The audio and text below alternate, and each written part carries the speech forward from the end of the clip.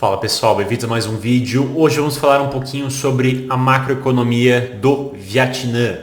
Então, para começar, vamos fazer de um jeito um pouquinho diferente. Eu vou mostrar para vocês o mapa do Vietnã e dos países em volta dele, porque tem certos países os quais eu acredito que a maioria de vocês consigam localizar no mapa, por exemplo, China, Austrália, Japão.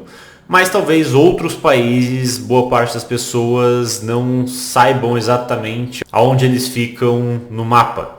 Então, como vocês podem ver, nós temos ali Filipinas, que é um país do qual eu já falei a respeito. Nós temos embaixo Indonésia, nós temos Singapura, nós temos Malásia, Vietnã, Camboja, Tailândia. Aí em cima nós temos a China, nós temos Taiwan.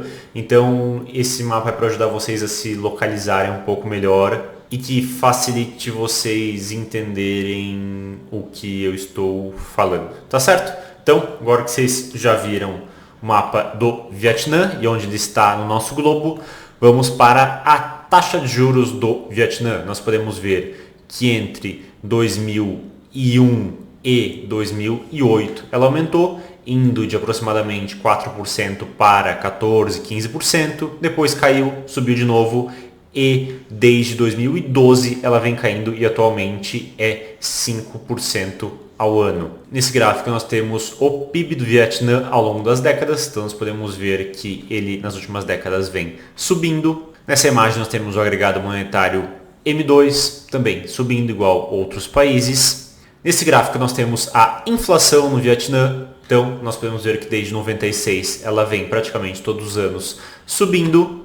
Nessa imagem nós temos o desemprego no Vietnã, nós podemos ver que no final da década de 90 ele era alto, aí ele caiu e ficou aí por volta de 2,5% por muitos anos, e a partir de 2021 ele começou a subir, chegando a 4,2% e atualmente é 2,28%. Nesse gráfico nós temos o PIB per capita do Vietnã, então assim como o PIB ele ao longo do tempo está subindo.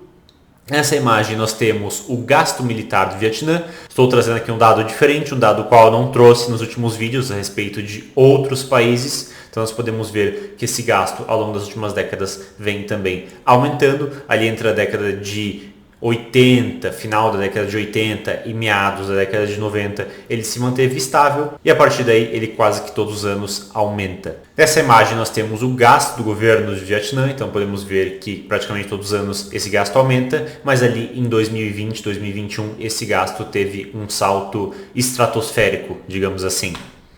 Nessa imagem nós temos a população do Vietnã, então na década de 60 era de aproximadamente 40 milhões e atualmente ela está próxima de 100 milhões, ou seja, um país geograficamente falando não tão grande, mas com uma vasta população.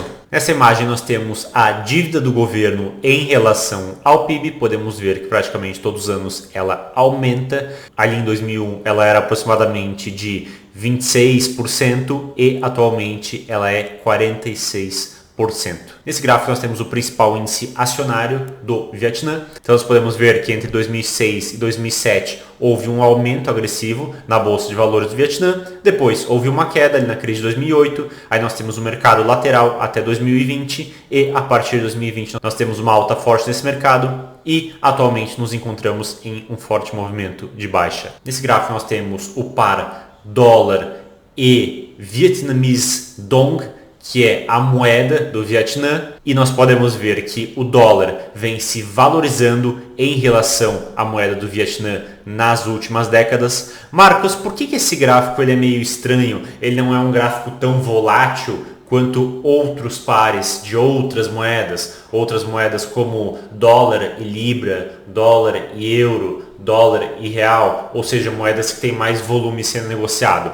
Bem, pessoal, quando nós falamos de países pequenos, países os quais não têm um mercado financeiro tão desenvolvido, nós também estamos falando de países os quais não têm muita liquidez na sua moeda. E é por isso que essas moedas não têm um gráfico tão fluido quanto outros países, os quais são maiores, os quais têm um mercado financeiro mais desenvolvido. E aí nós temos esse gráfico mais estranho, digamos assim. Nessa imagem nós temos o yield pago pelos títulos com vencimento para daqui a 10 anos do governo do Vietnã. E nós podemos ver que desde 2008 esses títulos vêm pagando cada vez menos e atualmente pagam 5% ao ano de taxa de juros.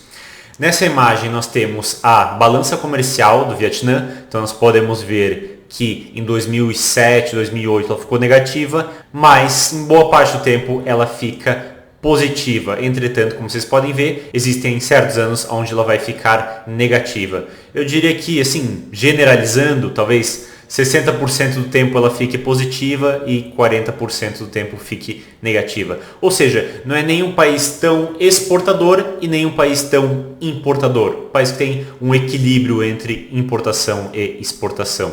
Nessa imagem nós temos o que o Vietnã exporta. Então nós podemos ver que ele exporta principalmente equipamentos de transmissão, telefones, circuitos integrados, máquinas, roupas, arroz, móveis, tênis de couro, bancos e assim por diante.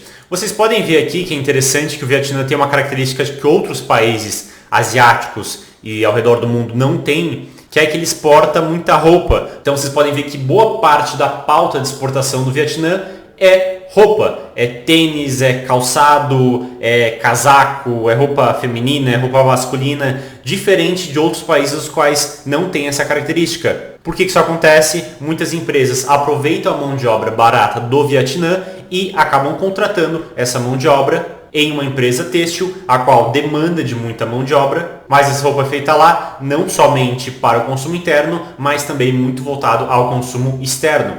Tanto que nós temos várias marcas, se eu não me engano Nike, mas também existem outras grandes marcas, as quais terceirizam a sua produção para o Vietnã. Então é muito comum, se vocês separarem, vão nas lojas e vejam aonde que é feito a roupa de vocês, eu tenho certeza que vocês vão ver que muitas das camisetas, tênis, suéteres que vocês compram são feitos no Vietnã. E o que o Vietnã importa? Ele importa principalmente circuitos integrados, telefones, semicondutores, petróleo, ferro, carros e também milho. E o Vietnã exporta para quem? Ele exporta principalmente para os Estados Unidos, exporta para a China, para o Japão, Coreia do Sul, Hong Kong, Alemanha, Holanda e assim por diante. E o Vietnã importa principalmente da China, da Coreia do Sul, do Japão, de Taiwan